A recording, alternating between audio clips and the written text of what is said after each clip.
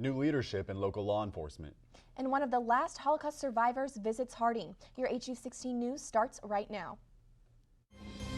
Live from the campus of Harding University in Searcy, Arkansas, this is HU16 News, live at 5. Welcome to HU16's Live at 5. I'm Hunter Hoagland. And I'm Grace Nichols. The Arkansas Supreme Court called off the upcoming execution. Jack Green was scheduled to die Thursday by lethal injection for the murder of Sidney Burnett. Green was diagnosed with delusional disorder, and the U.S. Constitution does not allow executions of prisoners with too severe mental illnesses. The case now awaits further court action. And a story of survival, hope, and forgiveness brought thousands to Harding's campus last night. My name is Eva Kor. I am a survivor of Auschwitz, a survivor of medical experiments conducted by Dr. Mengele, and now that I am 83 years old, I'm trying to survive old age. And it's a lot more challenging than I thought it was. Last night, Holocaust survivor Eva Kor spoke as part of the American Studies Institute. The Benson Auditorium was packed to capacity, and more than 2,200 people watched the live stream over the internet. HU16's Caitlin Levinson sat down with her to talk about her experiences. Caitlin? Thanks, Grace. The Benson Auditorium was absolutely flooded with people who wanted to hear Eva Kor speak. Her positivity radiates and lights up the entire room, which is impressive for a room as large as the Benson. She told HU16 about how exactly she became the positive person who visited our campus. Her story begins with a number, capital A-7063. It was tattooed on her arm when she was just 10 years old. They loaded us into cattle cars, and 4 days later we arrived in a God-forsaken place called Auschwitz. Eva Kor is not just a Holocaust survivor. She also survived Dr. Joseph Mengele's twin experiments at Auschwitz. Life in Auschwitz for a victim was unbelievably difficult. Surviving was difficult. Dying was very easy. What one needed to survive was two things: a lot of luck and an unbelievable will to live. And if one didn't have both, you didn't live. And even today, when I get up every morning, I say, oh, goody, goody, I'm still alive. That's a good feeling. That number on her arm may have been where her story started, but Eva is not letting it be where her story ends. We all, in some way, in childhood or adulthood, have been faced with some victimization and still carry the signs of it. So she talks about her story of choosing forgiveness, and people listen. She wants her listeners to know that once they choose forgiveness, they can use that energy for something far greater. If we use that energy to try to heal the pain in the world, it would be 10 times better. Eva has even teamed up with a film crew to create a mini documentary to spread her message of forgiveness even further. That documentary will have her full story and is due to release in the spring. All of the information is on thestoryofeva.com. That's all I have for you. Back to the desk with Hunter and Grace. Thanks, Caitlin. Hot Spring County received a 911 call for a chainsaw attack this weekend. Robert Sean Mitchell faces a charge of aggravated assault for attacking a woman with a chainsaw. Mitchell says he only wanted to scare the woman, and he blamed her hurt wrist on a broken broom. The sheriff says Mitchell was on parole after serving time for attacking his ex-wife with a chainsaw. And an arrest has been made in connection to a string of residential thefts. 34-year-old Christopher Ryan Collins faces multiple felonies for misdemeanors for stealing from 3 homes.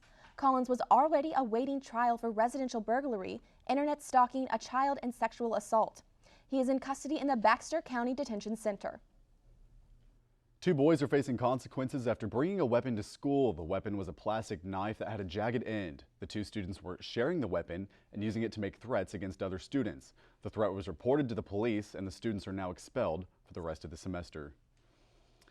And another 2 students are in custody today after bringing a gun to school. The principal of Whitehall High School alerted police after finding the gun in a backpack around 11 a.m. The names of the two 16-year-olds have not been released, but they will be charged with possession of a handgun in school. Police say this is an isolated incident. 2 people are dead after a house fire in southwest Arkansas. Louisville residents Roosevelt Johnson and Lois Johnson were inside their house when a fire broke out. The house was engulfed in flames when firefighters arrived. The cause of the fire is not yet known. And Searcy police are investigating a motel fire. Smoke was reported coming from the Rose Ann Motel just before 11 a.m. on Saturday. The Searcy City Council deadline to sell the property or have it condemned is coming up in just a few months. The fire department reported that the building was abandoned and boarded up. The Conway Police Department is currently looking for help in identifying the 2 people that burglarized a local restaurant. Police say the incident occurred at the Tacos for Life in Conway about 2 weeks ago. Surveillance video shows 2 people in hooded sweatshirts breaking the glass door and entering the restaurant. If you have any information, please contact the Conway Police Department. And the Searcy restaurant El Almazan is still fighting for its private club permit to be able to serve alcohol. They are now on the Arkansas Beverage Control Board's agenda. If approved, El Almazan will be the 3rd restaurant in White County to gain their private club permit, along with Colton's and the Rock House. The case hearing will be November 15th.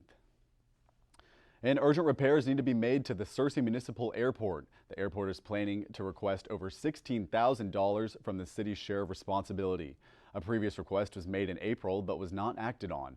The request will hopefully make a repair of the airport a higher priority.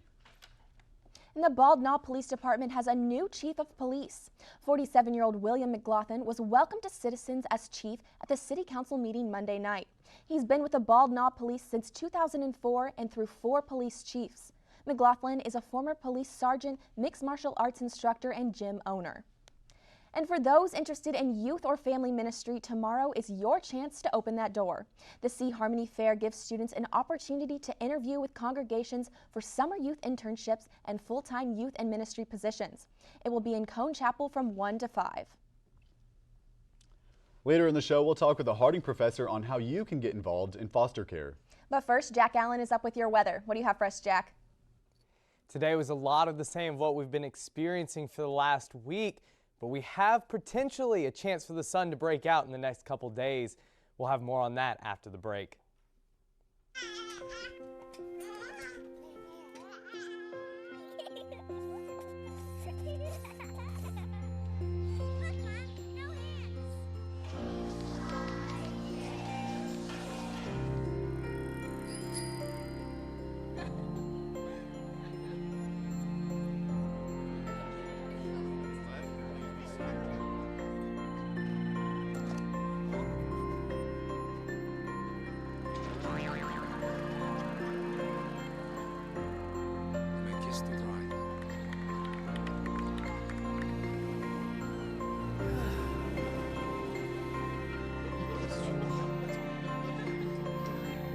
A full life, measured in seats, starts with the right ones early on.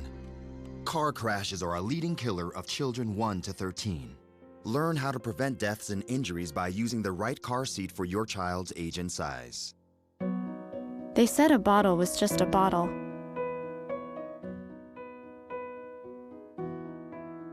That no one would ever notice me.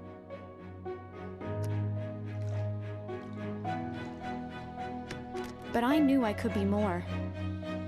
That one day, I would make people smile.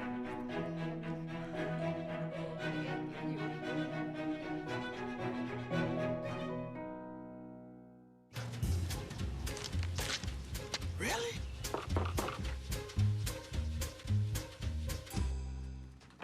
Buzz, what's up, man? You left some leaves burning out here. Yeah, I just came in just for a second. Come on, man. If it's too hot to touch, it's too hot to leave. You could torch the whole neighborhood. It's a good point there, Smokey. 9 out of 10 wildfires are caused by humans. Only you can prevent wildfires.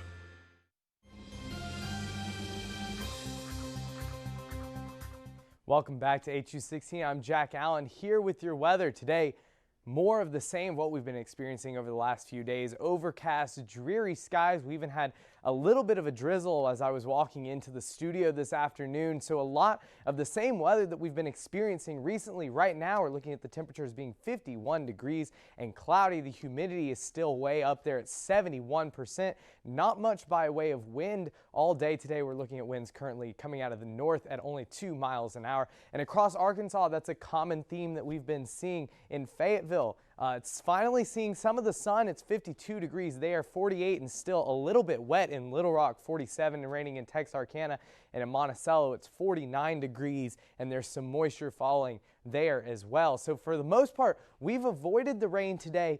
A little bit of sprinklings around, but not the case for the rest of the state. As we look around today at highs across the state, we see that here in Searcy, the high made it to 53 degrees, 52 in Russellville, 50 in Fayetteville, 51 in Little Rock, and down in Monticello, also 51. So temperature is not getting much above 50 degrees all day today, and it's going to continue to drop as we head into the evening.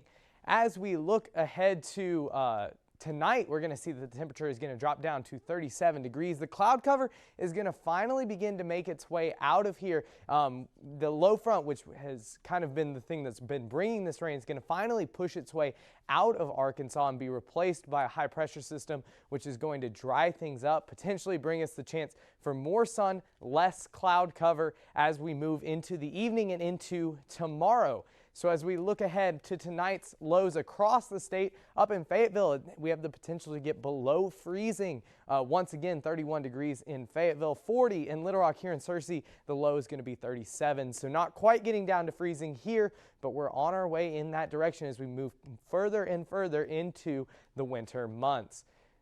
As we look ahead to tomorrow, the high is going to get up to 61 degrees, and as I mentioned, as that low front continues to push its way out of the state and that high pressure system takes its place, we're going to see a little bit more sun, and as a result, the temperatures are going to continue to rise. We're looking at a high, once again, of 61 degrees tomorrow, sunny, so hopefully a much more pretty day today than what we've been seeing in the last few before. As we look ahead to our 5-day forecast, we see that tomorrow, once again, high of 61, low of 34. As we move into Friday, the temperature is going to drop once again, getting down to 53 degrees for our high, and potential for freezing temperatures Friday evening into Saturday with a low of 32. And as we move into the weekend, the chance of showers returns on Sunday, a 30% chance of rain, and on Monday, high of 58 as the sun returns. Lows only getting down to 38. So what should be a very cool but potentially very beautiful next couple of days as we move, as that high pressure system moves in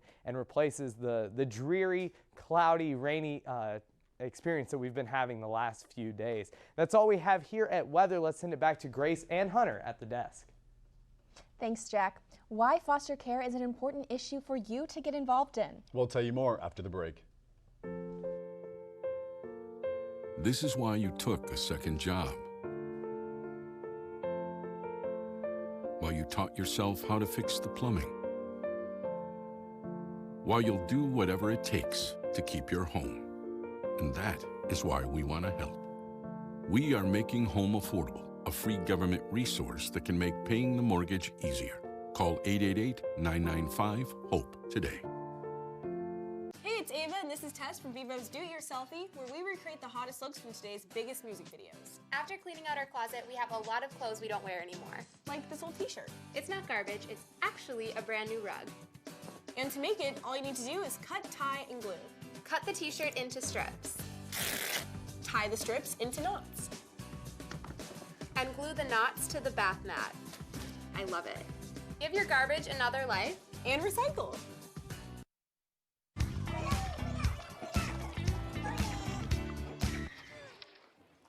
Looks like it's done.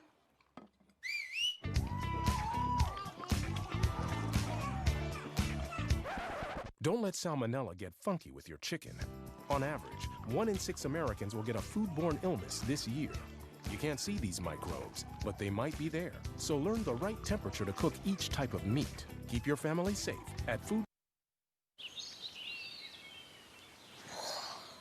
Oh, look, a redhead. Staring contest.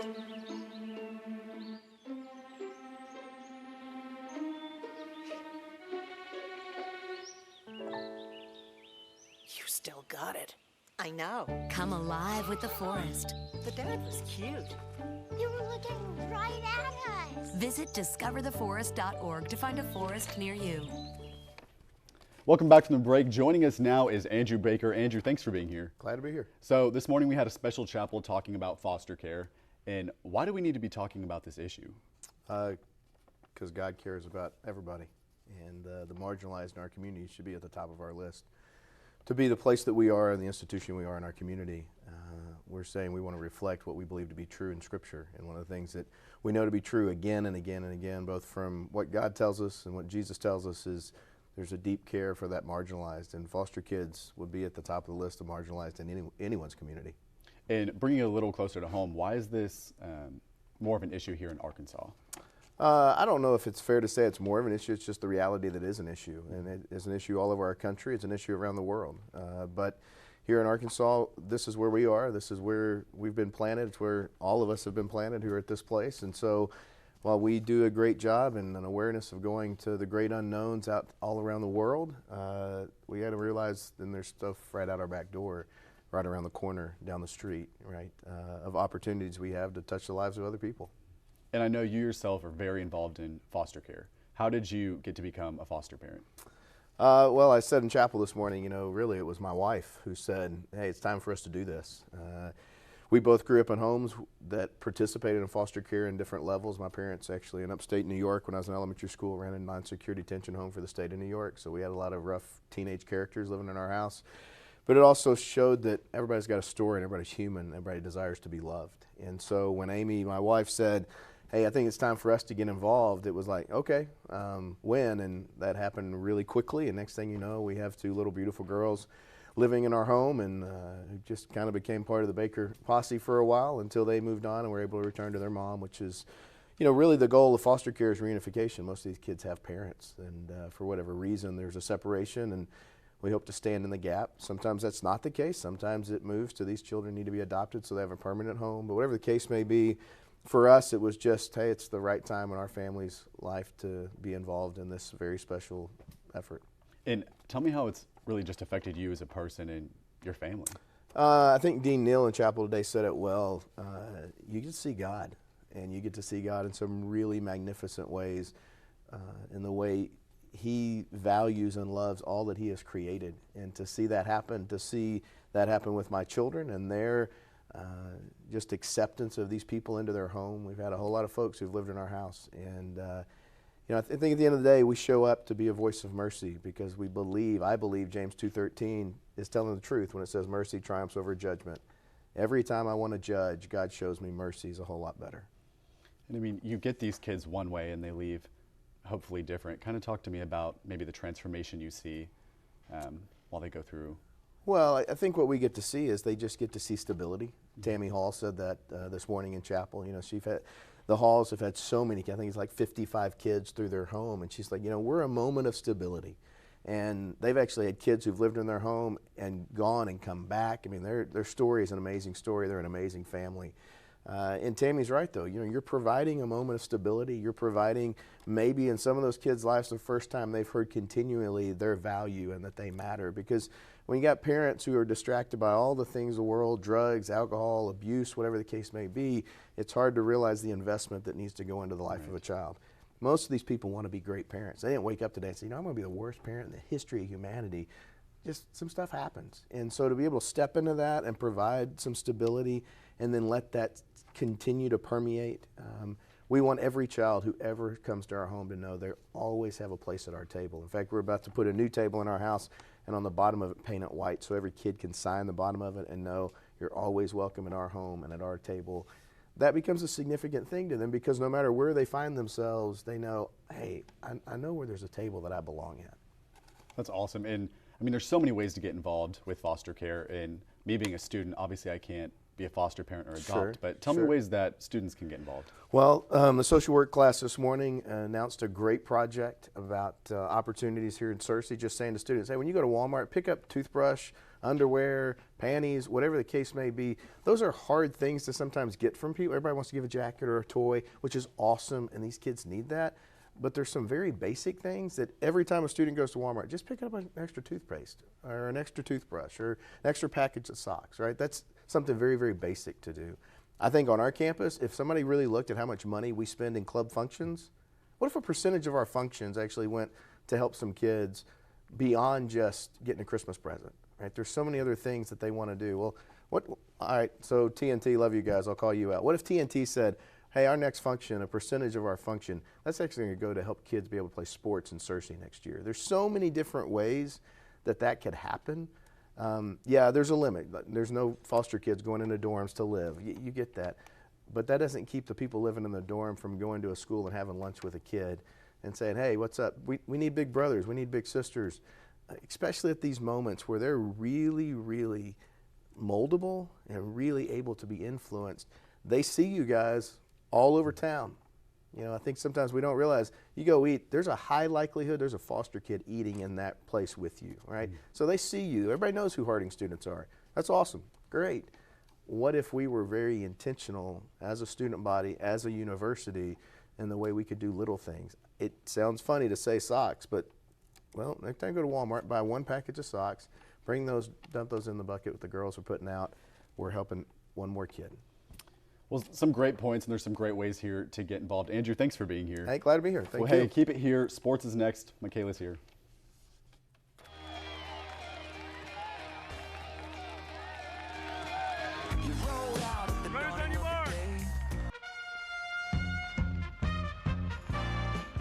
While lions are notorious for their voracious appetites, they spend a great deal of time feeding other creatures.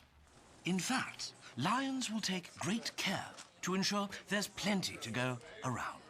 As you can see, they keep giving with utter ferocity. Bravo, lions, and bon appetit. Do good, be a lion. Everybody down! The earthquakes you see in movies are one thing, but real life is a completely different animal. Just because you can't predict an earthquake doesn't mean that you can't prepare for one. In the event of a real earthquake, you should drop, cover, and hold on. Visit ready.gov/earthquake and practice what to do to keep you and your family safe in the event of a real earthquake. And you'll be seen as a hero by your family and your loved ones. Visit ready.gov/earthquake today.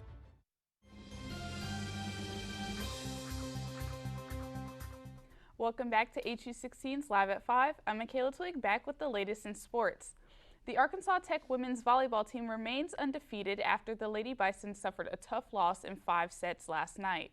For the third match in a row, the Lady Bisons were led by Taylor Mounts on her senior night with 17 kills. Zoe Harden followed close behind with 16. The GAC tournament spot has already been sealed, but the Lady Bisons seated at number 2. With one GAC match remaining, the Lady Bisons do not yet know their opponent. Harding plays their final regular season match tomorrow at Arkansas Monticello with first serve at 6:30 p.m. And today is National Signing Day across college campuses. Harding has already signed 5 baseball players, 7 softball players, 2 volleyball players, and 1 women's basketball player. Stay tuned tomorrow for more signings. And members of the Ball family are no strangers to controversy, but the latest involving LiAngelo Ball tops everything prior. Kara Finstrom reports. Just days after touching down in Shanghai, 3 UCLA basketball players were reportedly locked up. ESPN reports Bruins' LiAngelo Ball, Cody Riley, and Jalen Hill were all arrested on shoplifting charges.